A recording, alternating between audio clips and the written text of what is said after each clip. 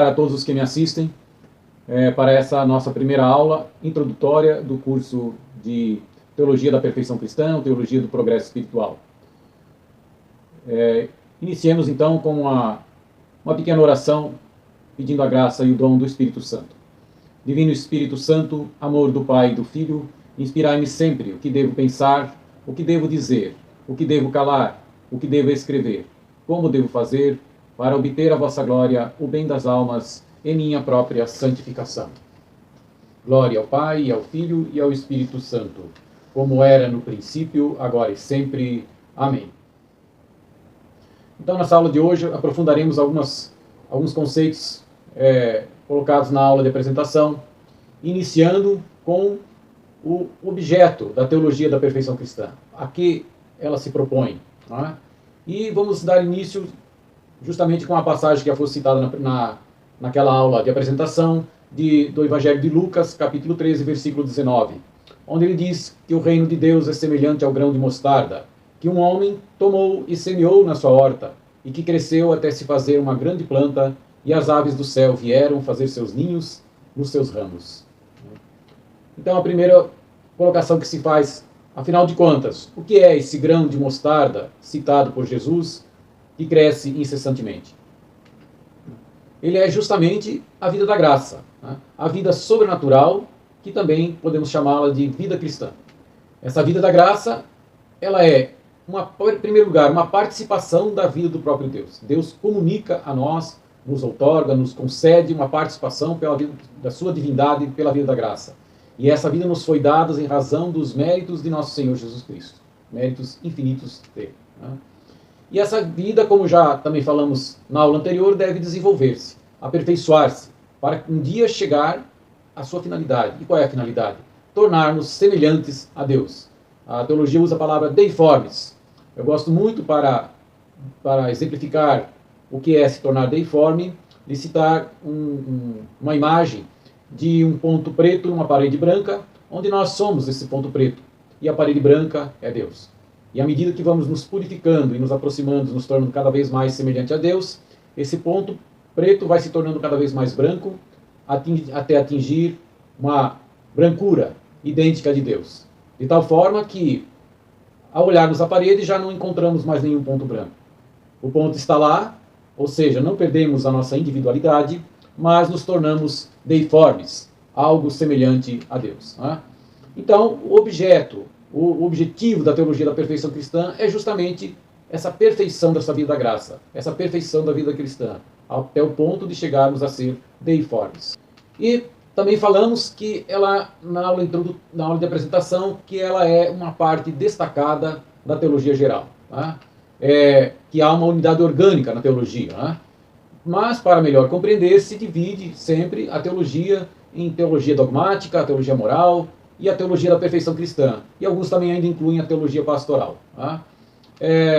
Então, a relação da teologia da perfeição cristã com a dogmática é que ela se baseia na dogmática. Né? Ela ensina-nos, a dogmática ensina-nos o que é preciso crer sobre Deus e a vida divina. Tá? A perda da graça pelo pecado original, a restauração em Cristo, os dogmas da Santíssima Trindade, dos sacramentos, da salvação, da glória eterna, etc. Né? Então, todos esses dogmas de fé, a dogmática vem estudar, e a teologia não vai se aprofundar nisso. Né? Isso é parte da dogmática, mas ela vai se utilizar desses conceitos para se fundamentar na sua teologia já nesses conceitos já definidos e estudados pela dogmática. Né? Uma outra relação forte é com a teologia moral. Né? A teologia moral se ocupa do estudo dos princípios conexos, os princípios éticos morais conexos com a doutrina e as verdades reveladas por Deus. Então, desses princípios, né, o que é pecado e o que não é pecado, quando o pecado é mortal, como evitar o pecado, exercitar as virtudes, os deveres de Estado sempre já colocando os deveres, por exemplo, do religioso, do sacerdote, ou os deveres da vida de casado, os deveres do leigo. Então, o Estado, cada seu Estado tem seus deveres próprios. Né? E também se ocupa a teologia moral dos mandamentos, conselhos evangélicos, etc., que vão fazer a diferenciação mais tarde, assim como entre pecado mortal e venial, vamos fazer uma pequena explanação sobre isso. Então, mais propriamente, a teologia ascética e mística, ou a teologia da perfeição, é um ramo destacado da teologia moral. Tá? Ela se destaca, se desprende. é aquele que mais propriamente traça o caminho para nos tornarmos os cristãos perfeitos, cristãos santos conforme os desejos de Jesus. Está baseado, né, a teologia no dogma, como eu já falei, nas verdades de fé. Apoia-se também na moral, porque supõe o conhecimento e a observância dos mandamentos, mas vai além. Tá?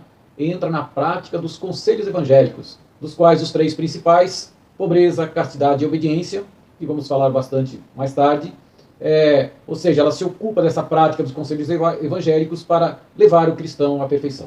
Pois bem, a teologia da perfeição cristã também tem suas fontes, da onde ela tira o seu conhecimento. E, obviamente, o primeiro lugar não poderia deixar de ser a Sagrada Escritura. Né? Ocorre que na Sagrada Escritura não há uma síntese da doutrina espiritual. Né? Na Sagrada Escritura a gente encontra doutrinas, preceitos, conselhos, orações, exemplos, que estão espalhados, né, ao longo de todo o texto bíblico, né? Seja no Antigo, seja no Novo Testamento, vamos encontrar todos esses elementos. Né? Mas não há algo sistematizado que possa nos dar uma noção de uma doutrina propriamente dita. Né? Já a outra fonte é a tradição da igreja, né, que vem dos padres apostólicos, padres subapostólicos, até o ano, de aproximadamente o ano 500, né, um pouco mais, forma uma tradição. Né? Essa tradição, que para a igreja é tão importante quanto a Sagrada Escritura, completa a Sagrada Escritura e interpreta de uma maneira chamada autêntica. Né? E essa tradição, essa interpretação é manifestada pelo magistério da igreja, magistério autêntico. Né? E uma terceira fonte são a doutrina dos grandes santos e teólogos místicos, né, da igreja. Então, temos muitos exemplos, vamos citar apenas alguns. Santo Tomás de Aquino, né, doutor da igreja, todos eles doutores. Né? São João da Cruz, doutor místico. Santa Teresa de Ávila, também doutora. São Francisco de Sales, né, e outros tantos. Então, esta é a outra fonte, pois eles nos vão dar, com sua experiência, grandes elementos para formarmos uma doutrina correta sobre a teologia do progresso espiritual. E a última fonte que poderíamos citar é a nossa própria razão iluminada pela fé. Tá? Então, a razão, a nossa inteligência, o nosso intelecto, agrupa, começa a interpretar, coordena os dados da Sagrada Escritura e da tradição, vai tirando conclusões, extrai princípios, né, regras gerais e sintetiza-os para formar uma ciência. Né? Então, pelo estudo dos santos, mostra como a espiritualidade foi aplicada ao longo da história, né? Conforme a época, a região, os diferentes estados de vida, como é que se vivia, se vivenciava. Né? Como na igreja nem todos são santos, estuda também os obstáculos que se opõem a essa perfeição. Por que as almas não progridem? Afinal, porque há tão poucos santos. Então se ocupa também desta matéria. Né? Além disso, também se aplica os princípios, regras gerais de cada alma, em particular, considerando o temperamento da alma, o caráter, a idade, o sexo, deveres de estado e também os chamamentos sobrenaturais da graça. Né? Cada alma tem o seu chamado particular, que deve ser muito considerado no progresso espiritual. Além disso, a razão agrega o estudo da psicologia prática, né, das doenças nervosas, dos estados mórbidos, para discernir, afinal de contas, a pessoa está no estado contemplativo ou é simplesmente algo da imaginação dela, né? A pessoa tem uma possessão ou é um estado patológico, né? Tudo isso também vai se ocupar a teologia do progresso espiritual. Bom, como se trata de uma ciência sobrenatural, a luz da fé, obviamente, exerce um papel preponderante. Né? A partir do momento que aderimos, a fé é aderir à verdade revelada. Né? E nesse aspecto exerce um grande papel, principalmente os dons do Espírito Santo. Né? E em particular o dom de ciência, de entendimento, sabedoria e conselho. Né? Esses 4, principalmente, que são os dons próprios da vida mística. Né? Então, também se estuda os dons do Espírito Santo. Sobre a excelência, também já comentamos sobre a importância. Afinal de contas, uma teologia que busca traçar o caminho, estudar todos os aspectos de como se chega à perfeição cristã, obviamente não pode ser desprezado. É muito relevante. Né? Então, por esse objeto, né, que é a perfeição da vida cristã, já podemos deduzir antecipadamente a sua importância. Né? Por quê? Primeiro, estudamos, nesse aspecto, Deus nas suas relações com a alma. Né? A Santíssima Trindade habitando em nós, dando-nos uma participação da vida divina, né? Pela graça santificante, pelo batismo, né? Ajudando-nos a Santíssima Trindade, depois vamos ver isso, como ajuda a aumentar em nós essa vida da graça, essa vida sobrenatural. Como purifica a nossa alma, como adorna nossa alma de virtudes. Depois, passamos a estudar a própria alma colaborando com Deus. A nossa resposta à graça de Deus. Né? Deus nos dá a graça e quer que respondamos, como já falamos na aula de apresentação. A libertação do pecado, a superação dos obstáculos, tão importante no início da caminhada. a conformação com a vontade divina, né? Termos uma vida conforme a vontade de Deus em todos os momentos da nossa vida, né? A docilidade ao Espírito Santo, que vai sendo crescente à medida que nos purificamos, que queremos nos conformar com a vontade divina, vamos se tornando cada vez mais dóceis às inspirações do Espírito Santo, tão importante na vida mística, né? E o progresso na vida espiritual, as suas fases, conforme já comentamos na aula de introdução, na aula de apresentação. Bom, sobre a necessidade desse estudo, né? Primeiramente para os sacerdotes religiosos, né? O sacerdote, primeiro, tem o dever de se santificar, de santificar a si mesmo, né? E aos irmãos. É o ofício dele levar as pessoas à salvação, mas não só a salvação, levar as pessoas a se aproximarem cada vez mais de Deus, levarem a uma busca da perfeição. Por essa razão, ele é obrigado realmente a estudar a ciência da teologia da perfeição, a ciência do progresso espiritual, né? Também, como ele tem o dever de santificar os irmãos e também a si mesmo, como já foi falado, né? Então, para a santificação de si mesmo, por quê? Porque o estudo da teologia inflama e estimula o desejo de se santificar, tá? O estudo ajuda muito. A gente sabe que há santos analfabetos, mas isso não desculpa as pessoas que têm cultura que devam estudar. Até porque quando estudamos, realmente nos estimulamos a fervor ao nosso coração. E mais, né? Porque conhecer as etapas, né, para alcançar a perfeição, os esforços feitos pelos santos para vencer as dificuldades e progredir, tudo isso nos dá mais ânimo, né? Mantém o ardor no meio da luta, previne o relaxamento, a tibieza, que tanto mal causa, né? Aliás, relaxamento e tibieza também são assuntos do nosso estudo. Além disso, para santificar as almas que lhe foram confiadas, né? Como já falamos, né? Mesmo em casos de pecadores, né? Diz o padre Adolfo Tanqueray, do livro Compêndio de Teologia Cética e Mística, que é o nosso livro-texto, né? Que em quase todas as paróquias, há almas escolhidas que são chamadas à perfeição. Ou seja, não há muitas pessoas, mas sempre há algum em praticamente todas as paróquias, né? E para conduzir essas almas, ou seja, para serem diretores espirituais, é preciso primeiro ter experiência, seria o ideal, ou pelo menos o conhecimento, né? São João da Cruz e Santa Teresa falam muito dessa necessidade de se ter bons diretores espirituais, né? E para nós, leigos, né, o ideal sempre é que tenhamos um diretor espiritual. Mas nos dias de hoje, como já falei, o estudo da teologia ascética e mística, da teologia da perfeição, foi praticamente abolido de quase todos os seminários, né? Então temos poucos sacerdotes que têm um conhecimento mínimo para dirigir uma alma verdadeiramente desejosa de progredir na vida espiritual, né? E mesmo que a pessoa tenha um diretor espiritual, ainda assim é importante. Por quê? Porque quando falamos com o diretor espiritual, à medida que ele nos fala, né, compreendemos o que ele nos diz. Ele vai nos dizer alguma coisa, já sei porque ele está me dizendo isso, né? Já li, agora já sei por quê, né? E, além disso, o conhecimento também, assim como o sacerdote, estimula o desejo e ajuda a direção espiritual. Também, assim como a gente sabe, passa a ter mais confiança no que o sacerdote vai dizer, no diretor espiritual, e temos mais facilidade de compreender e até de seguir os seus conselhos na nossa vida. Bom, não é nem preciso dizer que se não se consegue um diretor espiritual, aí se torna extremamente importante o estudo, né? Por quê? Porque hoje, nos dias atuais, vivemos numa atmosfera de dissipação, né? De racionalismo, de sexualismo, é uma sociedade erotizada, né? E, na verdade, ela vai penetrando a gente sem que às vezes a gente perceba, nos mínimos detalhes, né?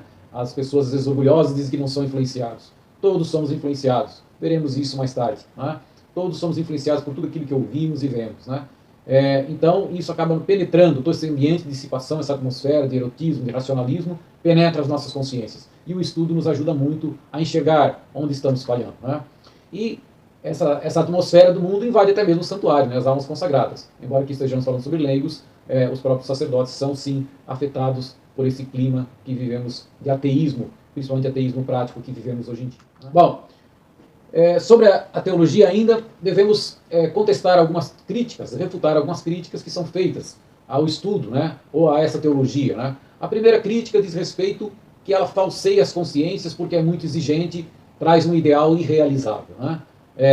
Bom, para começar, se fosse realizável, não teríamos tantos santos canonizados na Igreja Católica. Então, ela é realizável, né? Agora, é bem verdade que ela diferencia os preceitos dos conselhos, o que é necessário para a salvação e para a perfeição, tá? Mandamentos necessários para a salvação, os conselhos são necessários também para a santidade, né, para a perfeição. Então, ela é exigente, sim, porque todos os santos foram também exigentes consigo mesmo, né? Mas não ilude ninguém, né? Para guardar os mandamentos é preciso pelo menos praticar um pouco dos conceitos, né? Ninguém consegue guardar bons mandamentos se não praticar um pouquinho a obediência, se não for uma pessoa casta, né? De acordo com o seu estado, e se não abnegar, também não renunciar um pouco, desapegar-se dos bens materiais, né? Então, se você não pratica um pouco disso, também vai acabar caindo em coisas mais graves que ferem diretamente os mandamentos de Deus. A segunda crítica é que ela favorece, a teologia da perfeição favorece o egoísmo, parece que a pessoa se volta muito para si própria, né? Mas isso é uma inverdade muito grande, né?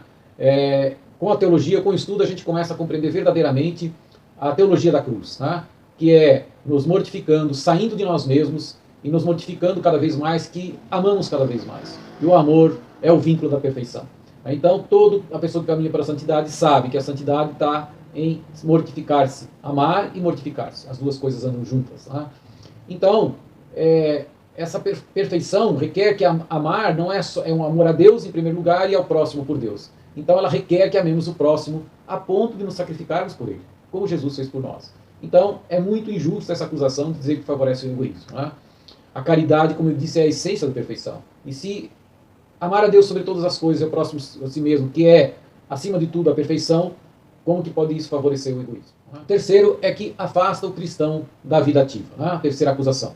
Na verdade, a experiência de muitos santos prova o contrário. A experiência, como vemos aí místicos como São João Bosco, São Vicente de Paulo, o próprio São Francisco de Sales e tantos outros, né, que se desgastaram, né, se aniquilaram, se consumiram, eu diria assim, até numa atividade incomparável, né?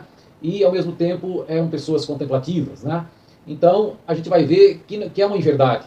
O que há de verdade é que cada um tem um chamado, a vida da graça, há um chamado a doar-se para Deus, um sair de si. Alguns são chamados a uma vida contemplativa em um mosteiro, talvez clausurados. Outros são chamados a uma vida ativa, né? Mas é uma questão de chamamento, não é uma questão propriamente de afastar o cristão da vida ativa. Porque quando o chamado é para a vida ativa, ele vai ser muito mais ativo do que os cristãos que não evoluem espiritualmente. E com uma fecundidade em apostolado muito grande. Lembro de São Francisco Xavier, né? Incansável na evangelização por todo o mundo oriental. Né? Então, e tantos outros assim, místicos e extremamente ativos. Então, longe de ser um obstáculo à ação, né? A teologia da perfeição ilumina a ação e dirige, né? Ele vai fazer as ações deles com toda a unção do Espírito Santo, com toda a moção do Espírito Santo. E aí torna-se realmente um grande evangelizador.